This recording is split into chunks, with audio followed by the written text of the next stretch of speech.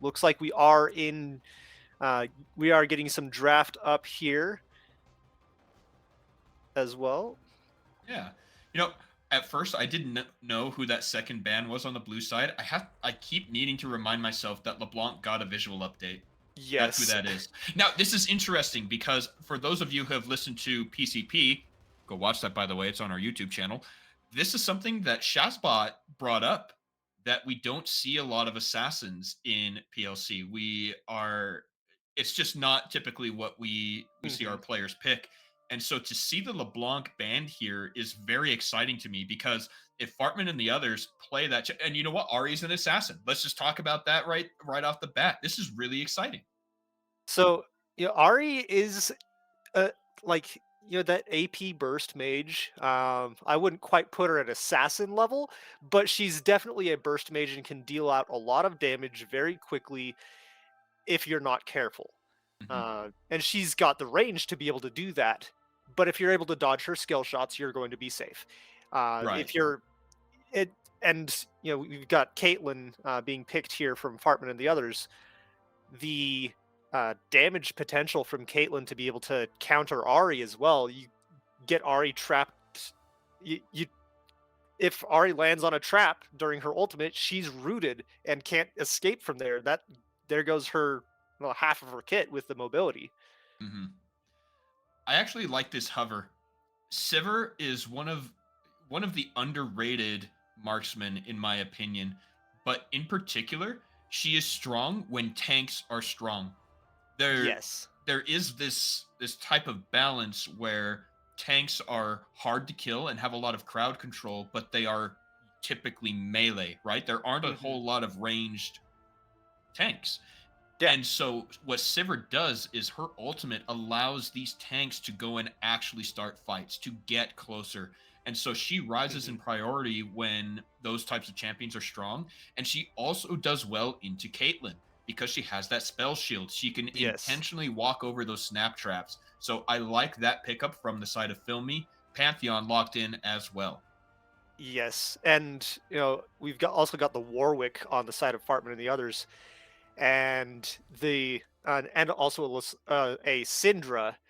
So uh, Warwick being able to potentially follow Syndra if she throws a minion or anything else that's an enemy, Warwick can follow that and easily engage onto the other team.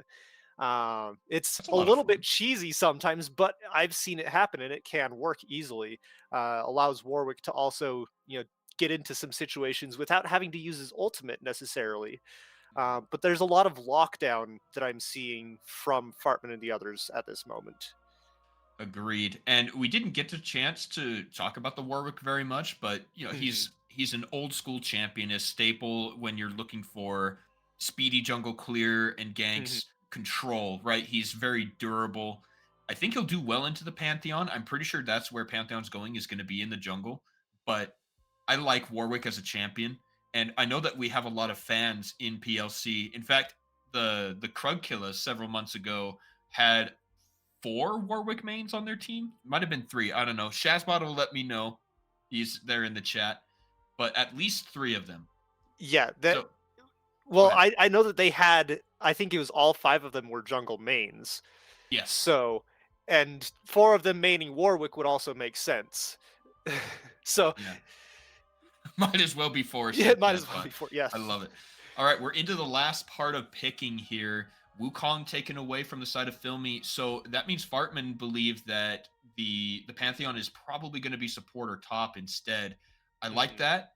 I disagree, but Wukong is a very strong champion. I don't like seeing him in my game, so I understand the ban.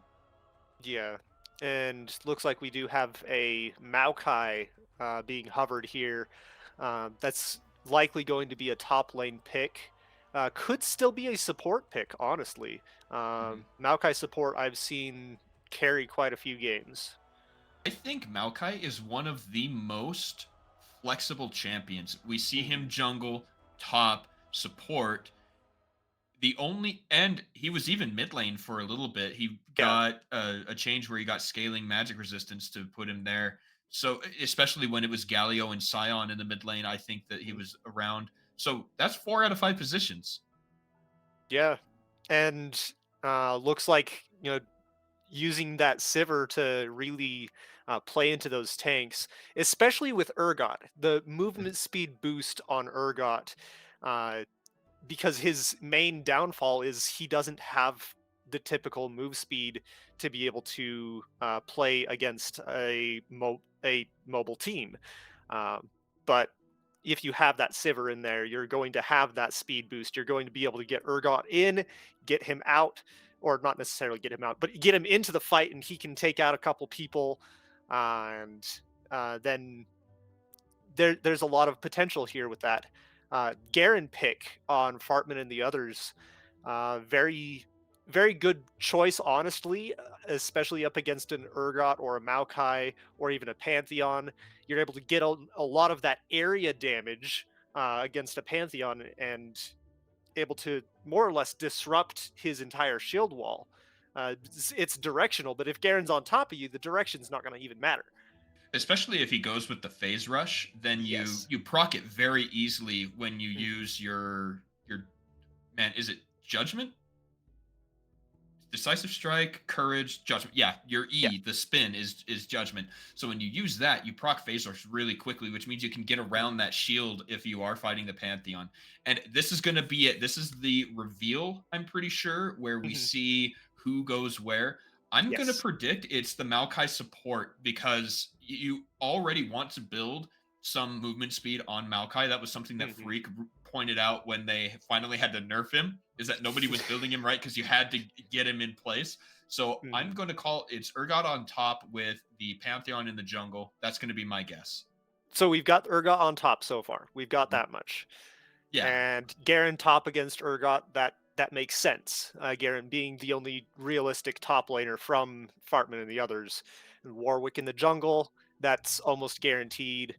Looks like we do have Pantheon called jungle, it. and then we've got our typical mid laners here. Ari up against it was Syndra. Syndra, and then it was Nico and Caitlyn in the bot lane. So a thing that I want to bring up is from last tournament. Geo actually played Syndra in the finals and did an incredible Hmm. job. I because Filmy locked in the Ari first, it isn't necessarily a takeaway, Yeah. but his familiarity with the champion will make this matchup very interesting. And I want to pay really close attention because Syndra is strong, especially against immobile targets. But Hmm. we've already discussed the power of Ari's mobility, the Foxfire Yes. giving her movement speed, and then when the ultimate comes out, it's even harder to hit her. Yes. But there's a lot of being able to lock them down on their team. You've got Caitlyn with her traps. You've got Garen's silence. You've got Warwick's ult. You've got Nico being able to knock up several people at a time on the roots and everything else. So there's a lot of lockdown from the side of Fartman and the others, even though there is a lot of mobility from Filmy. Mhm. So if played right, the Fartman and the others could easily upset Filmy in our first game of this Swiss. So I'm looking at the compositions, and I think I disagree with the Garen the most. And the Hmm. reason for that is there are so many tools on the side of Filmy to attack Gan and Wally the Waffle. Thank you. I love that name. That's really fun. But Hmm. there are too many ways for them to get on these carries. So you Yes. have your Nico, and you've got the fear from the Warwick, your own self peel with the scatter of the weak. But if you Hmm. were playing a champion like Orn instead of Garen, a champion, uh, actually taking the Maokai would have been really good. Yeah. Even Galio would have been a good one. Just ways to Hmm. peel for these carries. Garen doesn't do that very well. Yeah. He can take a target out, but that's it. And you know, being able to have a frontline bruiser could still be an advantage for them. Mhm. Uh, Especially just being able to get into the enemy backline, being able to get to that Sivir, uh, get to Ari, kind of just penetrate through the Urgot and the Maokai especially with his built-in tenacity. He can, he's only rooted for half a second with Maokai, and then he just goes on to take out the Pantheon or the Sivir and take out the enemy's carries. So he's sort of the anti-carry in that case, where you've got the rest of the team able to peel. Yeah, I'll give you that. And I'm not trying to say that they have a bad composition. No, On the contrary, I think it is going to, especially if they can get ahead, they're just going to blow people up. And that I yes, believe is the overall strategy. So, Bartman, nice work and debut. But on the side of Filmy, I've already talked about their mobility and their ability to lock down hmm priority targets, especially with the help of the Sivir. Making these yes. champions faster is going to be terrifying. Oh yes, especially with Pantheon. As a Pantheon jungler myself, like I love playing Pantheon in the jungle, but his weakest point is his mobility. It's why I play him with Ghost instead of with Flash. Is because with Ghost, I have a lot more of that mobility potential. I have that speed that I need to be able to get in, take somebody out in either top lane or bot lane or mid lane, and then get out before the enemy jungler shows up.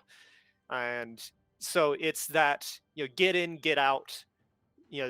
With Sivir there, especially to buff him, he can easily get into the fight, and he won't need to get out of the fight if he's got backup, especially with his team comp.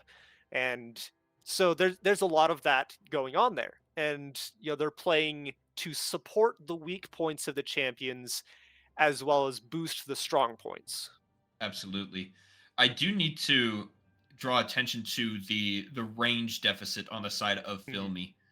Right? Ari is a typical 550, 575, I'm pretty sure, but Sivir Mhm. is a lower range marksman, which is what makes their frontline setup so much more critical. You need Yes. that Maokai, you need the Pantheon, and you really need that Urgot to be in the front line and setting up those plays so that Sivir can get close, so that Sivir can start throwing the ricochets and getting those Mhm. crits.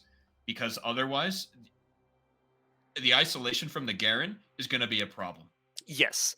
And the the Urgot and Maokai and Pantheon are going to more or less have to backpedal if Garen starts to go through to the backline. They're going to have to backpedal and peel, and because Garen just by himself is enough of a threat, and so uh, without the support of the rest of the team, if you're missing one or maybe even two people on a team fight, then you're going to be losing that team fight, and that goes for either team here. So it's going to be very close with these team fights, um, Absolutely. unless of course there's a large skill gap. But from what I've seen on the rosters here, there's not that much of a skill gap between the two teams. So we should be able to see quite the plays here, especially on those team fights. Well, here we are on Summoner's Rift, game one of the PLC July tournament. Phil Me versus Fartman and the others, everybody in the chat. Let's see who you think is going to win. Let's spam it a little bit. And while we're waiting for the game to actually start, Billy, this right here, watching Fartman, the namesake of the team, cosplaying, let's call it, as Push Up Pop. There was a comment made in the chat where with the Nico, the Garen is twice as terrifying because then you have to watch two of them. Yes. If Lil Cups and Fartman both are being Garen running forward, you don't know which one is which, but both of them are terrifying if you're on the back line of Filmy. And then when you see two or maybe even three Garens coming at you, Mm-hmm. because Nico cosplaying as Garen and then making a clone as Garen. Right. Wow. But look at the damage that Sivir is able Yes. to do. This is why it's so important to get her close, because those ricochets are incredibly powerful. Yeah, Wally Waffle taking 2/3 of his hit points just in the first minute of fighting, 30 seconds of fighting even. A lot of trading going on mid lane between Geo and Gan as well. All right, fight up here on the top side. Wolfie is getting low, but he's spamming that W. Lil Cups has the ignite down. He has his flash available, goes in for the decisive strike, and gets down to I want to say 20 health. I saw 21, but it Yeah, ticked up. it was certainly low there. Very good disengage from Urgot, being able to get Garen off of his back. Very good flash to keep Garen from following up there, but looks like it Speaking of may. Flash, he goes in for the first blood with a decisive strike, and Lil Cups makes it out alive. Yeah, I was about to say that's going to happen here. Garen's got that wave pushed in, Urgot's low. Garen has enough hit points to tower dive, and he went in, dove, got first blood, got the kill. I just said that. But, so it's, you know, getting that, playing to your champion's strengths. You know, Garen is very, very mobile and is able to easily take out a Urgot that is a lot lower speed. Now, what's interesting is the teleport up top used by Wolfie gets him under the turret to catch back up in the CS, and now Little Cups has arrived, doesn't have teleport, and so making sure that your timing is right on that was very good from Little Cups. I wanted to point that out as a big boon. Now, Push Up Pop is up on the top side. He might just be going for the Scuttle Crab, but a repeat gank there with the flash down would be good. But we have a gank here on the bottom side. Kyler is here? How do you say that? Kyler? Probably Kyler. Regardless, they get the kill. I was so focused on what was on the screen that the gank that wasn't even coming up on the top side of the entrance there. But a good response kill on the side of Filmy. They're on the bottom side putting their pressure.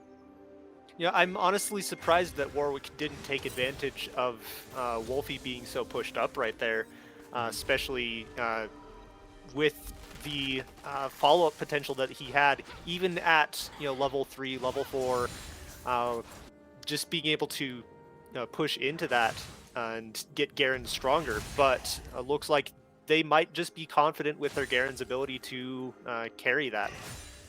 Yeah, he does well enough, and I did notice he's running Conqueror, meaning that he'll be able to survive these fights a little bit better than if he ran the phase rush. So good choice there from Lil Cups. And I think we might be seeing a lot more top lane than we're used to in PLC. Normally it's the bottom lane that's the focus, and last tournament was all about the mid laners and interacting with their junglers. But these guys are just fighting constantly. Yeah, very good shield from Garen there, being able to just deflect the crowd control and damage from Urgot in that trade. I need to draw attention to the bottom lane CS deficit. The death on Wally the Waffle isn't the biggest story here. It's the fact that he's 30 CS down. Yes. It's not being able to farm, having... Oh, a fight here. Push Up Pop is going to flash away. Kyler drops him down to 20 health as well. Good grief. Warwick being able to get away from that, though, is a huge advantage to the team of... to Fartman and the others. And going back to the gold deficit in the bot lane, Sivir and Maokai being able to just deny the farm, denying the CS from Caitlyn. Caitlyn has that range advantage, but if Maokai's able to be there and just be that bully to kind of keep Wally and Fartman in place, it can certainly get Sivir into carry potential range. Absolutely, and that's where we are at this point. Again, 30 CS up, pickaxe to pickaxe longsword to the longsword. Biscuits are already consumed as well, so huge pressure on the bottom side. And so I think Fart need to really... I'm sorry, it's such a silly name. I love it.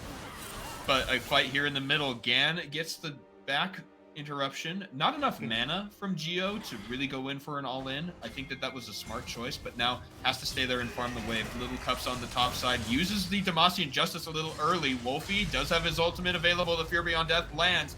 He is ignited and goes down really far, but Little Cups takes it out. Almost enough. If he had gone down a couple hundred more hit points, and so if Urgot was able to, if he had the movement speed to keep up with Garen right there, Garen would have gone down. But looks like we've got him in the same situation as we saw earlier with the First Blood. Little Cups, half hit points, able to easily tower dive Wolfie. Ooh. Kyler makes it up here, up to the top side with the Grand Starfall. Wolfie gets the slow. Lil Cups is on the run.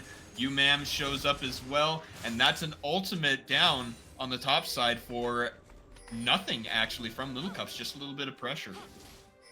Yeah, In fact, he's just going to use his passive and just stay there. Yeah, get the pressure onto top lane, get Wolfie a little bit of crowd control, getting him some tiny bit of breathe room so he can recall, and but also get priority for grubs here, as we do have grubs that have spawned in, and looks like Filmy is looking to take those. While Fartman does have vision for this, they don't have the pressure to be able to respond to it. No, definitely not. In fact, Lil Cup stayed a little too long, tries to proxy, flashes away behind the turrets, but Geo is on the chase. He will pick up the kill. Now 2-1, a very slow start for a PLC game.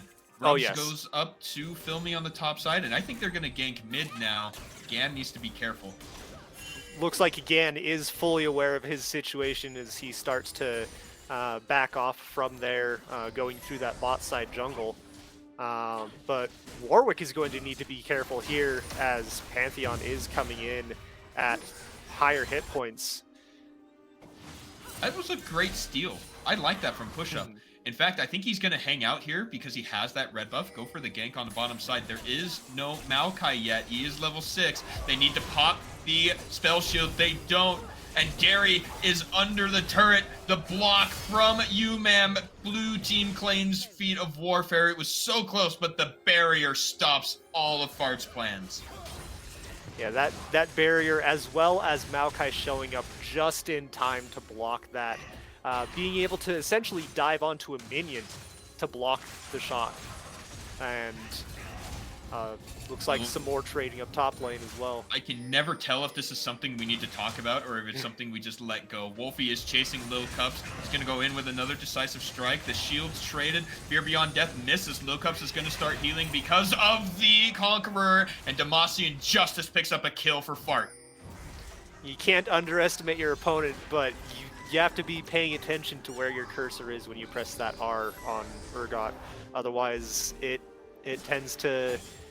especially if you've got quick cast on, you have it in the wrong location at the wrong point. You're trying to kite, your mouse is moving back and forth, and it ends up missing. And you get, but even if you're not on quick cast, you also have to be careful with that when kiting, and it can certainly get you killed if you're not paying attention. Geo is stunned. Half the time we look at mid lane, Gan is doing a good job keeping himself relevant. Not ahead by any means, but he is relevant, right? He was within one wave of farm, and he's not in any kind of trouble really. But as we move here to the bottom side, look at that. That's 3 plates over to the side of Derry. Now 1,500 gold ahead of the competition. Completed Essence Reaver. Huge flash used by Gan, but it will not be enough. He goes down underneath the turret, trying to deal some damage there to either member of Filmy, but they make it out alive. And we were talking earlier about how Maokai needs that move speed. We can see that he is mid on the bottom side. Wale the Waffle is dove. Derry picks that up. And Kaylor, man, it is Kyler, right? We decided it's Kyler? Kaylor or Kyler? I don't know what we decided there. All right, Kyler is there, helps secure the kill. They get yet another plate, and Derry is on a great trajectory if you're a Filmy fan. Geo might be in some trouble. Push-Up Pup is here. Flash away from the Infinite Duress, but jumps in to get the fear. But the rest of the team have shown up. Geo will go down. He makes it out alive. The Ignite is on him, but nothing else happens. So we're starting to see a lot more PLC here with the kills as we're getting closer to mid-game. 12 minutes in. We've got, looks like a contest for the Dragon here, but looks like Filmy is backing off from that as Fart goes in to take the Dragon. And but the mobility from Warwick that we saw earlier on that, and just barely missing with his pursuit there onto Ari. Great flash from Ari. Unfortunately, she stayed a little bit too long in there, and Syndra was able to follow up on that. So it was a good play for Fart because they were able to get some push on the bottom side to then rotate and match the fight there. Good job for them. Filmy still pretty far ahead. They have their feet. They were able to take that bottom turret due to the pressure on the bottom side. Wolfie and Little Cups going into another fight. But on the bottom side, Geo says Wally the Waffles. Actually, the target stays alive for just a little bit longer. Geo is out now, but Fartman is here, missing the Tangle Barbs, needs to use a Blast Cone to get away. And Geo lands yet another charm, and they are going after it again. Now Umam is going to be the target. He's followed up by Papa. Gan has shown up, gets the stun with the Scatter the Weak, is going to deal some damage onto Umam. They let the Warwick go through. Push up is on the front line. He doesn't want to use the Infinite Duress, so they will make it out alive. And, great disengage from Fartman there, as well as from Filmy. There was a lot of... Kylar. This is a big fight here. Lil Cups is going to start healing, gets his W, flashes away to the other side, and the dive goes wrong. Wolfie down to like 80 health there. Well played by Lil Cups. Great disengages all around on both teams here, but Lil Cups being able to just a great job with being able to get a two-man, a 2v1, even though he did have the tower to his advantage, but being able to get two heavy damage champions off of him. The fight might be up on top side now. Derry will take a turret shot because he ricocheted onto Lil Cups. Bartman chasing Umam, and Wally the Waffle is on the top side as well. Lil Cups wants to go in, gets the slow from the Stride Breaker, but they do not continue the engage. In fact, actually, the fight's here on the top side regardless. Push up is on to Kyler. He's going to drop the fear onto Umam. Oh, he tried to ult over the wall, but he doesn't make it. Pop Blossom doesn't land either. Flash forward to get the stun onto Fartman, and that's a double kill now to Derry. Gan shows up to try and disengage the fight, but he is followed by Geo. They crowd control him once, twice, and get the kill. It is traded back, but that's still a 1 for 3 in favor of Filmy. And with Sivir being top lane still, she is going to push for that tower. That was her goal the entire time, was get that tower, and the team ended up coming to support. Looks like we do also have Pantheon going for Rift Herald right now. And Rift Herald combined with those grubs is going to even further increase their pushing power on this. With all tier 1 turrets down, they could potentially take inhibitors with Rift Herald. Agreed. I really like the way that Filmy has put their focus into Derry, onto this Sivir. We talked about the power point that she can be for the team composition, and now we're seeing exactly that. Double farm, 5,000 gold ahead on his own. Engage on the mid lane to go onto Wally. He does make it out. Umam is still chasing, wants to go in with the Bramble Smash. Umam will make it out. Gan is there to back up his marksman, but again, just power, power, power on the side of Filmy. They can do almost anything they want. Oh. We do have Wolfie stopping that recall. Lil Cups, but this definitely. Is the fight. Lil Cups wants to do it. He has advantage there. The Ignite is down again. Wolfie taking huge amounts of damage every time he tries to trade. The Stride Breaker, also very good from the side of Lil Cups, slowing them down to get that damage in. The Stride Breaker is just as effective as Phase Rush, honestly, on Garen, because you just slow them down and stay on top of them. Instead of having to speed up to stay on top of them, it honestly allows you to lock them down even more, kind of playing into his team's strengths there.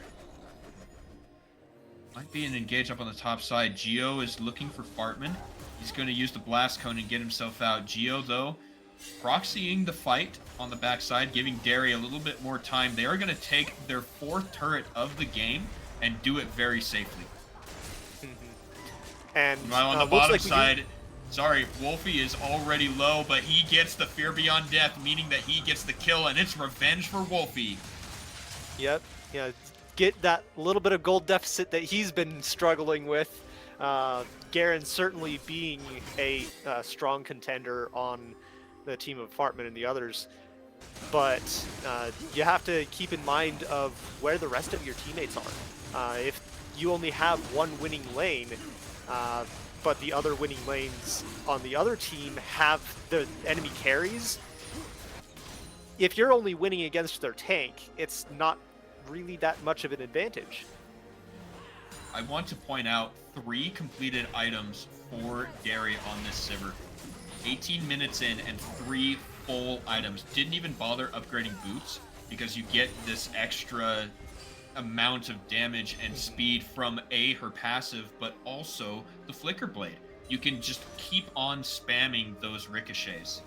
And, you know, looks like they also have a Cole that's almost completed, and the magical footwear, the slightly magical footwear. She didn't even buy boots. Very So, big. Derry yes. is going to be the target. Knocked down. Flash forward from Fartman underneath the turret. Kyler will pick up that kill. No, actually, it's a ricochet. Derry goes unstoppable. Geo gets another charm down onto Wally. Wally will make it out with sub 20 HP.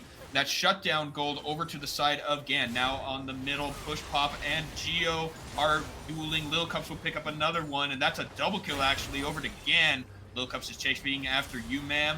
He's going to keep running, but Lil Cups is very quick going into the river. Unable to get the decisive strike with the Bramble Smash, taking him away. Jump in for the Twisted Advance. A good knockback onto Wolfie. Flash over the wall, and Lil Cups is trying to deal the damage onto Wolfie. Doesn't quite get the execute, and Umam knocks him away. Lil Cups is running away from the Maokai. Decisive strike to try and do a little bit more damage. He has Conqueror. He is spinning onto Umam. He might get his speed up soon. He has no ultimate. He has no ignite. Stridebreaker is available. He will get the slow, but in comes the Pantheon with a Grand Starfall, and Kyler gets the kill. I love seeing plays like this where it just goes on for forever. Partially because it gives me a little bit of a break in talking, but also because it showcases what happens and just showcases how certain mechanics can play into each other. Looks like we do have Filmy going for Otacon here on the bot side, easily taking that down. Completely uncontested, as Fartman and the others are trying to just recover their losses at this point. A note, actually, is that Fartman got the kill onto Urgot, right? He was so low, he pushed up a little bit, and Fartman comes out of the base and is like, ooh, I'll take that. And that's good gold back over to the side of Fartman and the others, but I don't know if it's going to be enough. Otacon, 3 Drakes, and the Grubs over to the side of Filmy. That's Rift Herald as well. At 21 minutes, look at those boots that Derry just picked up. That is one speedy Sivir. Yes. Oh, and especially since those boots can be empowered even further, and just the potential that Sivir has to. We got the gank on the Lil Cups. Geo starts it off with the charm into the stun, and Derry knocks him down. Yeah, line him up and knock him down, right? Onto Wolfie. Fartman is in a lot of trouble. Going to get hit with a Twisted Advance. Wolfie picks up that kill. But now it's going to be a 3v2. Wally wants to get some gold. Push-Up is trying to set him up. Wolfie is taking a huge amount of damage into the Infinite Duress. Flash is over the wall. They just need a little bit of vision, and Wally might be able to get... There it is, Ace in the hole. And he gets the Disdain Shield, and Wolfie makes it out. Under the turret goes Umam, Push Pop, and Gan help Wally pick up some gold, and they do get one. But... it is at the cost of their inhibitor, and look at this, the Nexus turret is now under fire. Teleport coming out from Wolfie. That's going to be 4 members of Filmy onto the Nexus turrets. The rest of Fart have shown up. They get the big stun onto Kyler and Wolfie. Lil Cups slain by Derry. He goes down. Geo trying to get a charm, misses it onto Push-Up, and all of Filmy are here in the front lines trying to win the game sub 23 minutes. They get their And wave onto the middle lane, and they're going to take yet another turret and probably inhibit. Look at the other wave is up there too. being able to push all the lanes in like this, they didn't care that their top lane was pushed into the tower if they're able to get it, pushed all the way back up by the time they invade. I want to call 5D chess there to make sure all three of your waves were pushing into the base at the same time. Push up, gets hit with the charm, slain by Wolfie. Bartman flashes forward to try and make a hero play. Derry blocks it with the spell shield. They're trying to get the damage down onto Filmy, but they are too strong. Bart gets taken down here at their Nexus. Gan putting in the valiant effort, but it is not enough, and Filmy will take game number 1. And certainly congratulations to Filmy there.